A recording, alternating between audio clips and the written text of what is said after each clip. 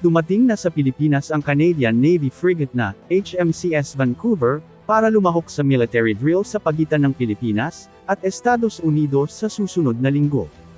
Sinabi ni Commander Megan Coates, commanding officer ng HMCS Vancouver, na ito ang unang pagkakataon para sa Canada na sumali sa exercise, Sama-Sama.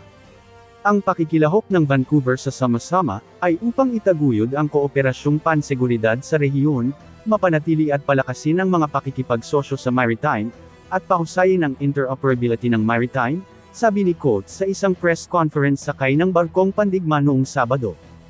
Kami ay pinarangalan ng pagkakataong lumahok sa komplikadong ehersisyo na ito, na itinatampok ang pakikipagtulungan sa pagitan ng magkatulad na pag-iisip ng mga kasosyo, pagsasanay at mga kapaligiran sa totoong mundo. Ang mga miyembro ng Sandatahang Lakas ng Canada, aniya, ay lalahok sa mga aktibidad na medikal, legal, kababaihan, kapayapaan, at seguridad sa yugto ng baybayin ng drill.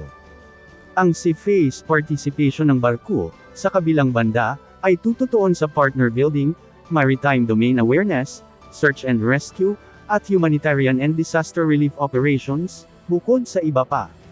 Sinabi ni Coates na ang pakikilahok na ito ay sumasalamin sa pangako ng Canada, na dagdagan ang pakikipag-ugnayan nito sa mga kasosyo sa rehiyon at panatilihing matatag ang Indo-Pacific.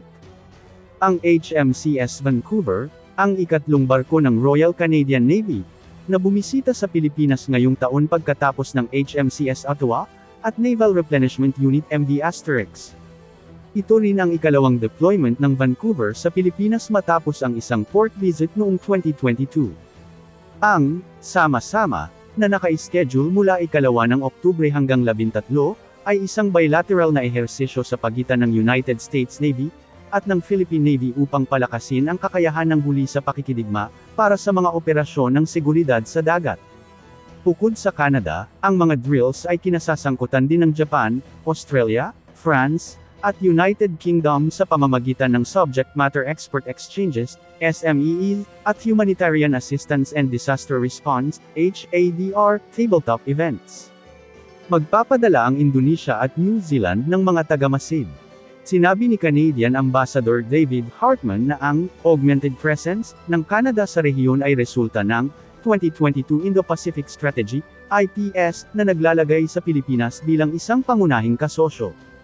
Ang pisikal na pagpapakita ng pagkakaroon ng 3 sa ating mga sasakyang pandagat dito sa huling 2 linggo ay isang napakakongkretong paglalarawan ng ating pangako sa Pilipinas, ang ating pangako sa ating mga katuwang sa rehiyon, aniya. Sinabi ng Non-Resident Defense Attaché to the Philippines ng Canada, Colonel Stuart Taylor, na dadamihin ng Ottawa ang mga sasakyang pandagat nito sa rehiyon at sasali sa mas maraming pagsasanay sa hukbong dagat na katulad ng Sama-Sama sa hinaharap.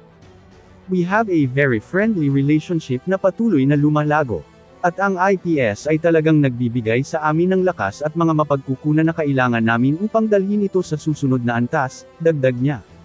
Simula 1 ng Oktubre, sinabi ng embahada na maglalagay din ang Canada ng permanenteng defense attaché sa Pilipinas.